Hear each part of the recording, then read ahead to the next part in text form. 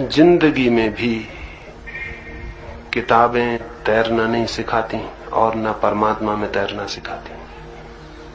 परमात्मा की नदी में भी केवल वे ही लोग पार होते हैं जो परमात्मा को जीने की कोशिश करते हैं, जानने की नहीं। जीने से जानना निकल आता है, लेकिन जानने से जीना नहीं निकलता। जो आदमी जी लेता है वो जान लेता है, लेकिन जो जानने में लगा रहता है वो जी तो पाता ही नहीं, जान भी नहीं पाता है। शब्द इकट्ठे कर लेता है, उपनिषद, गीता, कुरान, बाइबल सब उसे कंठस्थ हो जाते हैं, लेकिन शब्द तैराते नहीं। शब्द नाव नहीं बन सकते, शब्द प्राण नहीं बन सकते। शब्द बोझ बन जाते हैं, उल्टे हल्का नहीं करते आदमी को और भारी कर देते हैं। जितना सिर पे किताबों का बोझ होता है, आदमी उतना और छोटा हो जाता है, बड़ा नहीं, बोझ दबा देता है। इसलिए मैंने कहा कि शब्दों से आने वाला ज्ञान साथी नहीं है, संगी नहीं है। उस ज्ञान को छोड़ देना जरूरी है, और जो उस ज्ञान को खोजकर छोड़कर जीवन सत्य के प्रति शांत होकर जीवन सत्य को जीने की दिशा में गतिमान होता है, वो जान पाता है एक दिन उस सब को जो शब्दों में कहा गया लेकिन कहा नहीं जा सका है, उस सब को जो शास्त्रों में बांधा गया लेकिन बंध नहीं पाया, उस सब सौंदर्य को, उस सब प्रेम को, उस सब आनंद को, उस परमात्मा को जो सब तरफ मौजूद है, वो जान पाता है। जो धर्म में तैरना सीखता है, उस तैरने की कला पर ही हम इधर 3 दिन तक बात करते थे कि वो कैसे तैरना सीख जाए। लेकिन उस सीखने के लिए जरूरी है कि ये सारी बातें जो हमारे चित्त को बांधती हैं छोड़ दी जाएं। ज्ञान बांधता है। ज्ञान से मेरा अर्थ वो ज्ञान जो हम दूसरों से सीख लेते हैं। बंगाल में एक फकीर हुआ, छोटा उसका एक आश्रम था। उस आश्रम में नए नए लोग आते, ठहरते, ज्ञान लेते। एक नया सन्यासी भी आया, 15 दिन तक वहां रुका। उसने उस वृद्ध सन्यासी की बातें सुनी, लेकिन उसे लगा कि उस वृद्ध सन्यासी के पास बहुत बातें नहीं है, थोड़ी सी ही बातें हैं, रोज रोज उन्हीं को दोहरा देता है। 15 दिन में ऊब जाना युवक का स्वाभाविक था। वो ऊब उठा और उसने सोचा, छोड़ दूं इस आश्रम को, कहीं और खोजूं। ये जगह मेरे लिए नहीं, ये गुरु मेरे लिए नहीं, ये तो बंधी हुई कुछ थोड़ी सी बातें दोहराता है और बात समाप्त। इनको कब तक सुनूंगा और क्या सीखूंगा। लेकिन जिस संध्या वो छोड़ने को था, उसी संध्या कोई बात घट गई और फिर उस युवक ने वो आश्रम कभी नहीं छोड़ा। क्या घट गई उस रात बात? एक और सन्यासी आ गया कहीं से, और रात उस आश्रम के अंतेवासी इकट्ठे हुए। वो जो नया सन्यासी आया था, उसने 2 घंटे तक तत्व की बड़ी गहरी बातें की, बड़े सूक्ष्म, बड़े बारीक सिद्धांत समझाए। जो युवक सन्यासी छोड़ना चाहता था, वो भी बैठ के सुनता था। उसके मन में हुआ, ओह, गुरु हो तो ऐसा, कितनी गहरी इसकी बातें, कितने सूक्ष्म इसके विचार, कितनी पैनी इसकी दृष्टि, कैसा कुशल इसका तर्क। धन्य हुआ, ऐसा गुरु हो, इसी के साथ चला जाऊं कल सुबह। ठीक मिल गया वो आदमी जिसकी तलाश थी। एक ये बूढ़ा है जो कुछ पिटी पिटाई बातें रोज दोहरा देता, जिनमें न कोई बहुत सार है न अर्थ। सोचा उस युवक ने कि आज इस वृद्ध सन्यासी के मन में कितना ना ग्लानि अनुभव होती होगी, अपमान, कितना इसकी प्रतिभा हीन हो गई होगी। मन ही मन में कितनी हीनता लगती होगी। इस सन्यासी की बातें सुनकर कैसा मन ही मन में पछताता और दुखी होता होगा। बात पूरी हुई, वो नया सन्यासी रुका। रुक के उसने सबकी तरफ देखा कि क्या प्रभाव पड़ा है। उसने उस बूढ़े सन्यासी से पूछा, महानुभाव, मैंने जो बातें कही, क्या सोचते हैं उस संबंध में? वो बूढ़ा इतनी देर तक आंख बंद किए बैठा सुनता था। उसने आंख खोली और उसने कहा, मेरे मित्र, पहली बात तो यही कहनी है कि मैं 2 घंटे से सुनता हूं, तुम तो कुछ बोलते ही नहीं। बोला, मैं नहीं बोलता तो इतनी देर से कौन बोलता था? उस वृद्ध ने कहा, शास्त्र बोलते थे, किताबें बोलती थी, तुम नहीं बोलते थे। तुम्हारा बोला हुआ एक भी शब्द नहीं है। तो तुम कहते हो कि मैंने जो कहा उसका क्या परिणाम हुआ, तो पहले तो मैं यही निवेदन कर दूं कि तुमने कुछ कहा ही नहीं, परिणाम का सवाल कहां है। वो जो सन्यासी छोड़ के जाना चाहता था रुक गया, फिर कभी उस आश्रम को नहीं छोड़ा उसने। ये बूढ़ा क्या बोला, ये बोला कि तुम्हारे भीतर से किताबें बोलती हैं, तुम नहीं बोलते।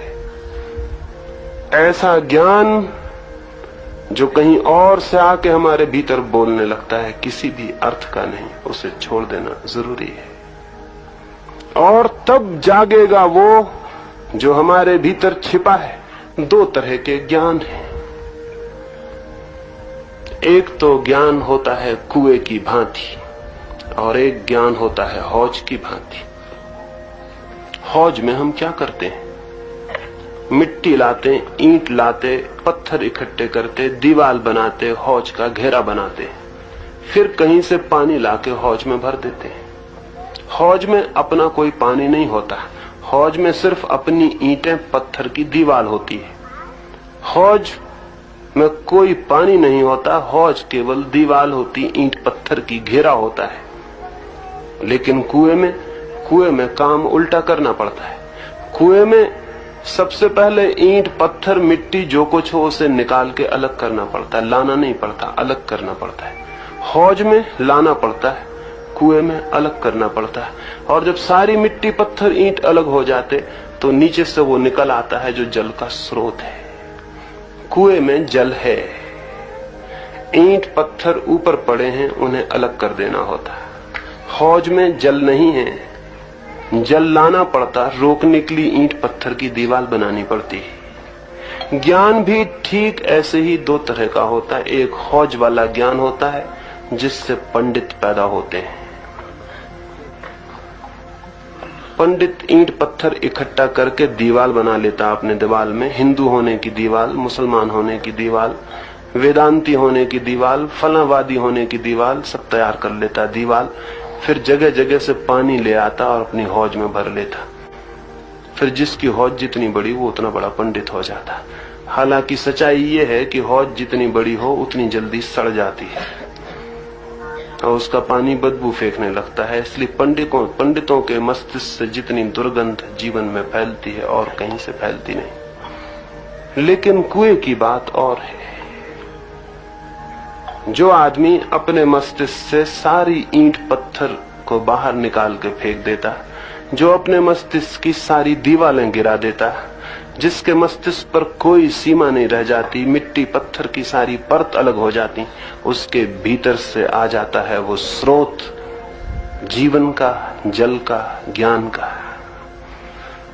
यह है ज्ञानी जो कुएं की भांति अपने भीतर से ज्ञान को ले आता। वो है पंडित जो हौज की भांति सब तरफ से ज्ञान को इकट्ठा कर लेता। धर्म का पंडित से कोई संबंध नहीं है, यद्यपि पंडित सब तरफ से धर्म से संबंधित होने की घोषणा करते रहे हैं। धर्म से पंडित का कोई भी संबंध नहीं है, ज्ञानी का संबंध हो सकता है। पांडित एक कुशलता है, ज्ञान एक क्रांति है। तो जिस ज्ञान को छोड़ने के लिए मैंने कहा वो हौज वाला ज्ञान है, और इसलिए छोड़ने को कहा ताकि कुएं वाला ज्ञान उपलब्ध हो सके। जो कुआं बनना चाहते हैं उन्हें हौज अपनी मिटा ही देनी होगी, और जो कुआं बनने से रुकना चाहते हैं उनकी मर्जी, वो अपनी हौज को और मजबूत बना सकते हैं, और ग्रंथ लाके अपनी दीवार खड़ी कर सकते हैं, और शब्द सूत्र इकट्ठे करके इतना मजबूत किला बना सकते हैं कि उसके भीतर सूरज की कोई किरण कभी प्रवेश ना कर सके। ये चित्त की दशा है। इस चित्त के बंधे हुए दशा को मैंने कहा ज्ञान कोई छोड़े तो उसके जीवन में क्रांति आनी शुरू होती। एक मित्र ने और एक प्रश्न पूछा है। उन्होंने पूछा है, जैसा मैंने सुबह कहा कि अहंकार छूट जाना चाहिए, तो उन्होंने पूछा है ये अहंकार कैसे पैदा हो जाता है। यद्यपि मैंने सुबह इस संबंध में कुछ बातें कही, शायद वो ठीक से सुन न पाए हो, समझ न पाए हो, तो दो बातें उनसे कह देता हूं। एक छोटी सी कहानी कहूं, उससे उनकी बात समझ में आ जाए। एक बहुत बड़े राजमहल के निकट पत्थरों का एक ढेर लगा हुआ था। कुछ बच्चे वहां खेलते हुए निकले। एक बच्चे ने पत्थर उठा लिया और महल की खिड़की की तरफ फेंका। वो पत्थर ऊपर उठने लगा। पत्थरों की जिंदगी में ये नया अनुभव था। पत्थर नीचे की तरफ जाते, ऊपर की तरफ नहीं। ढलान पर लुढ़कते हैं, चढ़ाई पर चढ़ते नहीं। तो ये अभूतपूर्व घटना थी। पत्थर का ऊपर उठना नया अनुभव था। पत्थर फूल के दुगना हो गया। जैसे कोई आदमी उदयपुर से फेंक दिया जाए और दिल्ली की तरफ उड़ने लगे तो फूल के दुगना हो जाए, वैसा वो पत्थर जमीन से पड़ा हुआ जब उठने लगा राजमहल की तरफ तो फूल के दुगना। आखिर पत्थर ही ठहरा। अकल कितनी, समझ कितनी, फूल के दुगनी बजने हो गया। ऊपर उठने लगा। नीचे पड़े हुए पत्थर आंखें फाड़ के देखने लगे। अद्भुत घटना घट गई थी। उनके अनुभव में ऐसी कोई घटना न थी कि कोई पत्थर ऊपर उठा हो। वे सब जय जयकार करने लगे, धन्य धन्य करने लगे। हद हो गई। उनके कुल में, उनके वंश में ऐसा अद्भुत पत्थर पैदा हो गया जो ऊपर उठ रहा है। और जब नीचे होने लगा, जय जयकार और तालियां बजने लगी। और हो सकता है पत्थरों में कोई अखबार नबीस हो, जर्नलिस्ट हो, उन्होंने खबर छापी हो, कोई फोटोग्राफर हो, उन्होंने फोटो निकाली हो, कोई चुनाव लड़ने वाला पत्थर हो, उसने कहा हो ये मेरा छोटा भाई है जो ऊपर जा रहा है। कुछ हुआ होगा नीचे, वो ज्यादा तो मुझे पता नहीं विस्तार में, लेकिन नीचे के पत्थर बहुत हैरान होकर देखने लगे, जय जयकार चिल्लाने लगे। नीचे की जय जयकार उस ऊपर के पत्थर को भी सुनाई पड़ी। जय जयकार किसको सुनाई नहीं पड़ जाती है। बड़ा मजा है। जो जय जयकार कभी नहीं होती वो भी सुनाई पड़ जाती है, तो जो होती है वो तो सुनाई पड़ ही जाएगी। वो उसे सुनाई पड़ गई, वो और फूलने लगा। उसने चिल्ला के कहा कि मित्रों, घबराओ मत, मैं थोड़ी आकाश की यात्रा को जा रहा हूं। उसने कहा मैं जा रहा हूं आकाश की यात्रा को, ताकि जान सकूं क्या है रहस्य इस आकाश का और लौट के तुम्हें बता सकूं। गया, महल के कांच की खिड़की से टकराया। तो पत्थर टकराएगा कांच की खिड़की से तो स्वाभाविक कि कांच चूर चूर हो जाए। इसमें पत्थर की कोई बहादुरी नहीं है। इसमें केवल कांच का कांच होना और पत्थर का पत्थर होना है। इसमें कोई कांच की कमजोरी नहीं और पत्थर की बहादुरी नहीं। कांच का कांच होना, पत्थर का पत्थर होना है। पत्थर टकराया, कांच टूट चकनाचूर हो गया, लेकिन पत्थर खिलखिलाया और हंसा, जैसे कि नेता अक्सर खिलखिलाते और हंसते हैं। और उस पत्थर ने कहा, कितनी बार मैंने नहीं कहा कि मेरे रास्ते में कोई ना आए, नहीं तो चकनाचूर हो जाएगा। वो वही भाषा बोला जो राजनीति की भाषा है। जो मेरे रास्ते में आएगा चकनाचूर हो जाएगा। देखा, अब अपना भाग चकनाचूर होकर पड़े हो।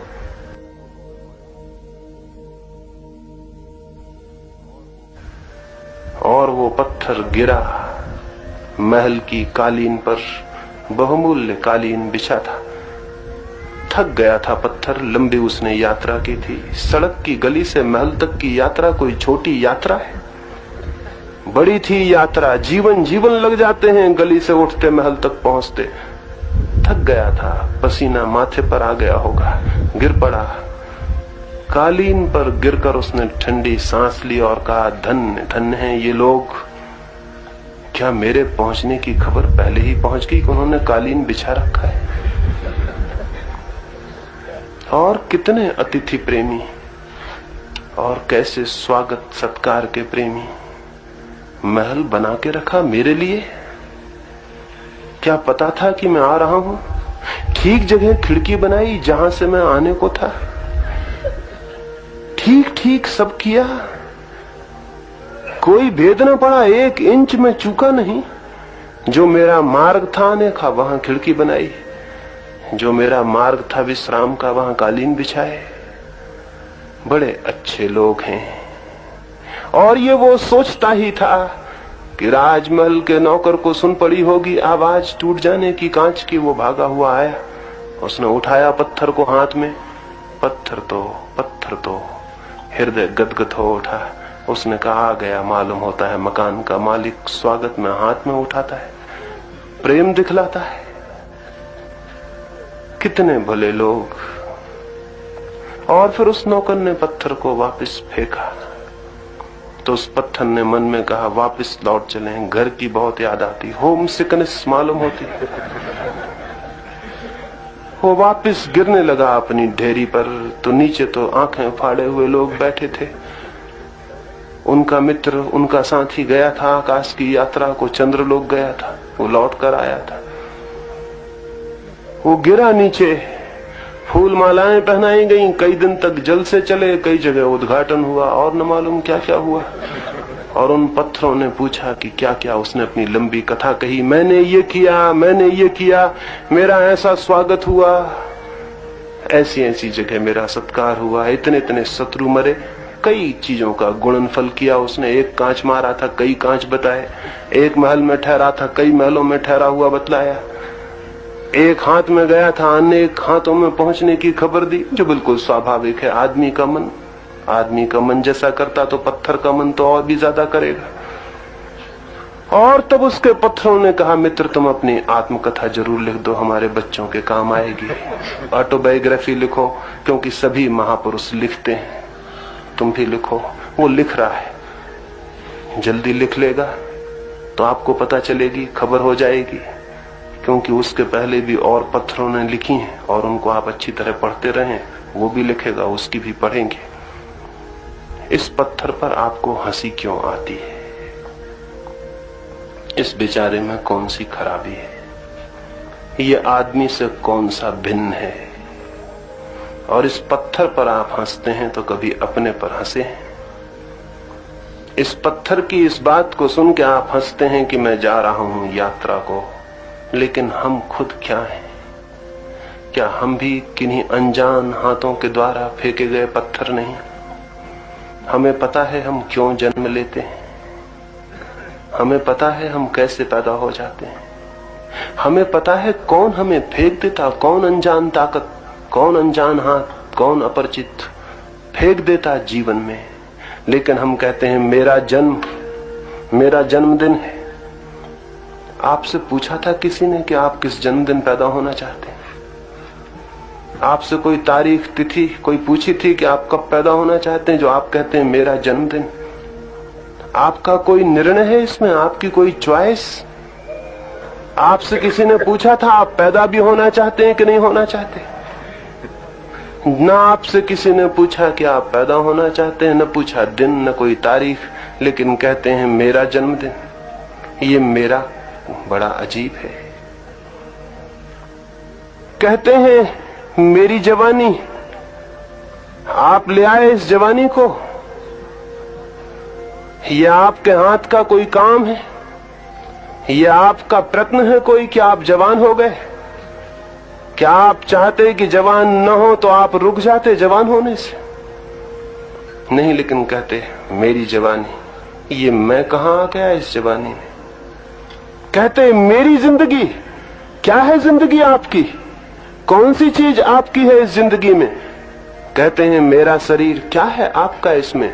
इस शरीर में मेरे जो जो कण हैं, न मालूम कितने शरीरों में रह चुके, मुझसे पहले न मालूम इन कणों ने न मालूम कितने शरीरों में की हैं यात्राएं, पशुओं में, पक्षियों में, पौधों में रोज अन्न खा रहे हैं, वो आपके शरीर में जाके आपका हिस्सा बन रहा है, लेकिन कल तक किसी पौधे का हिस्सा था, किसी पौधे का शरीर था। जो श्वास में ले रहा हूं, कहता हूं मेरी श्वास। यहां हम इतने लोग बैठे हैं, जो आप श्वास अभी ले रहे हैं, वो आपके पड़ोसी बहुत थोड़ी देर पहले ले चुके हैं, वो अब आपको मिल गई, थोड़ी देर बाद दूसरे को मिल जाएगी। आपका क्या है? आप कहां आते हैं? कहते हैं मैं लेता हूं श्वास, लेकिन आपको पता है अगर श्वास ना आएगी तो आप ले सकेंगे? आप मालिक हैं श्वास के? नहीं, जिंदगी फेंके हुए पत्थर की कथा है। लेकिन हम हर काम से अपने मैं को जोड़ लेते हैं, जो बिल्कुल झूठा है, जिसकी कोई जगह नहीं, जो बिल्कुल सब्सटेंशियल नहीं है, जिसका कोई पदार्थगत कुछ भी सत्ता नहीं है, जो है बिल्कुल शैडो है, छाया की भांति झूठा। उस पत्थर की कथा पर हंस गए थे। अपनी जिंदगी को थोड़ा उसकी जगह रख के सोच लेना तो पता चल जाएगा अहंकार कैसे पैदा हो गया है।